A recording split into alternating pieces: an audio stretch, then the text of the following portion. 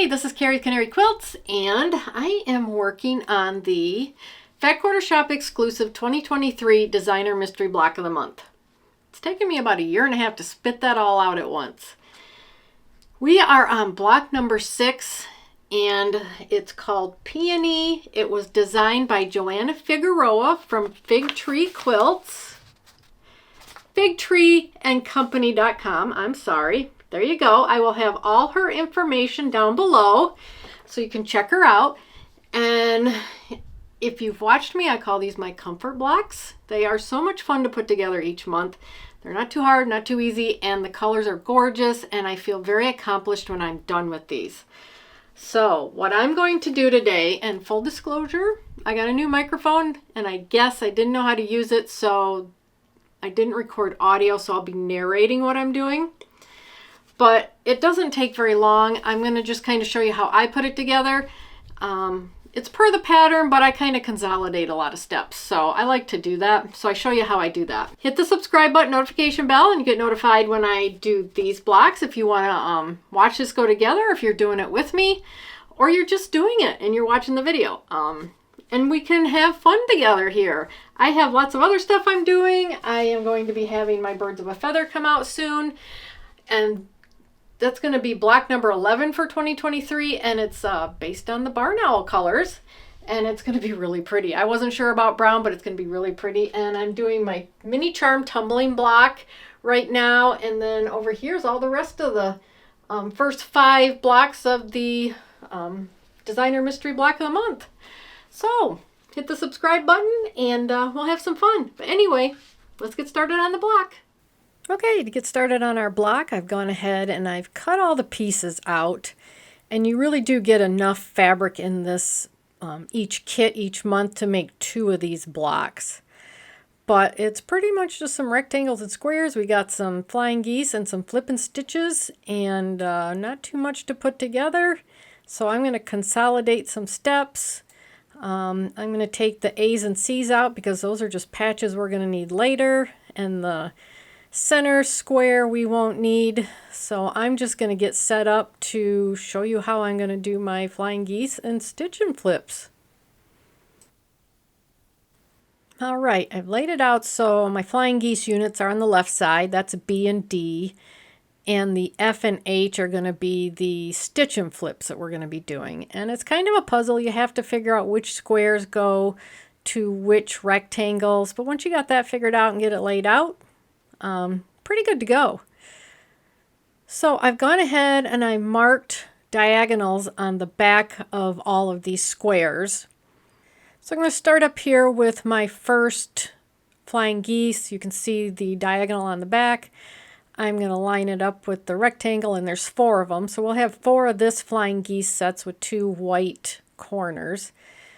Stitch on the line, trim 1/4 of an inch from the seam, and iron towards the corner. So right underneath that one is the next flying geese we're going to do, and this is going to have 2 different color corners. So you want to make sure you have the colors in the right corners. When I laid this out, I did not do that, and I have to switch these around. So it's always good to just double check yourself before you start sewing. Anyway, we're just going to do the same thing here. We're going to take the left side, we're going to put it onto our rectangle, and again, sew on the line, trim 1/4 an inch from the seam, iron towards the corner. And we will be ironing towards the corner on all of these units, the stitch and flip and the flying geese. So the next thing we want to do is start the stitch and flips. And again, make sure you got your pieces on the right side. And we want our seams to go in the same direction here. So we want to go from the top left to the bottom right with our seams for this particular stitch and flip. So I laid them out, made sure I had them going in the right direction, and I'm just going to start on the left side like I am the others, and sew on the line, trim 1/4 of an inch from the seam, iron towards the corner. Now I'm going to move to the bottom stitch and flip, and it's going to be pretty much the opposite of the top one. We're going to go from the top right to the bottom left corner with our seams. So these are going to run parallel also. So there I am laying them out. Make sure I got them correct. They're in the correct corner. So again, start on the left, sew on the line, trim 1/4 inch from the seam, iron towards corner. So now that we know how to put all these together, I am going to chain stitch all of the left hand corners on and do them all at the same time, and then come back and put the right corners on. All right, here they are. All the left corners are on, making sure my seams are going the right direction. So now I'm going to make sure that I get the right side corners on, and the 2 lefts are going to be flying geese, 2 rights are going to be flip and stitch, and make sure the seams are going in the correct direction. And repeat. Stitch on the line, trim 1/4 inch from the seam, iron towards the corner. All right, there's all of the 2 flying geese, 2 stitch and flips done. One of the things we need to do is take the 2 stitch and flips that we made, and we're going to put the 2 white corners together to make a small strip. And we're just going to put them together like that, and we are going to sew and iron those seams open. There we go. There's our 2 short strips made for our center section of our block. We've got our blue flying geese that's going to go with the A and C patches. So we won't need those till later. So I'm going to set them aside. But we need to get our J center block out. And we're going to put the 2 flying geese on each side of that block. We're going to sew those, and we're going to iron towards that center patch, so that then we can come back and we can put those 2 short strips that we made onto the entire center row. So once you add the 2 small strips to the center row, you're going to iron towards that center row, away from those small strips we put on. So now we need to build the outside strips, and we're going to start with taking our dark sea-colored patch, and we're going to add it to all 4 of our flying geese.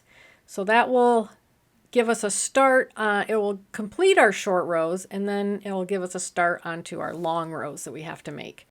All right, there's our 4 short rows that we've made. And so now 2 of those will be used on that center block, but we need to make long rows, and we're going to take that A patches, which are the white patches, and there's 4 of them, and we're going to put them on each side of 2 of these short rows. So we're just going to sew these together, and we will iron towards that A patch on both sides. And there we go. We got our long rows done. So what we want to do is now we want to take the shorter rows, and we're going to add them to our center block. So we want to add these so that the white sections are next to each other, so we form that V shape that you see. Super important, because you can put it the other way. But we're going to line up the point of our flying goose with the seam of our stitch and flips on that center section. So line those point and seam up, and then you can work out to the edge and make sure everything's lined up from there. And repeat for the opposite side with the short strip, and we'll sew this down, and we are going to be ironing towards the center block. There we go. We got our short sides on, iron towards that center block, and our V shape, our white V shape, is intact because I did it wrong. That's why I'm stressing it. So now on the long sides, we're going to have some matching seams right there at the white patches and then at the flying geese. So make sure you line those up. Make sure you got your V, because if you turn it around like I show you, it's not right. So match your seams, sew, and iron towards the outside strip. And there she is, our comfort block, number 6, Peony. 2023 Designer Mystery Block of the Month. I love these blocks. I love doing them. They make me feel good when I'm done and make me feel accomplished. So thank you very much for watching.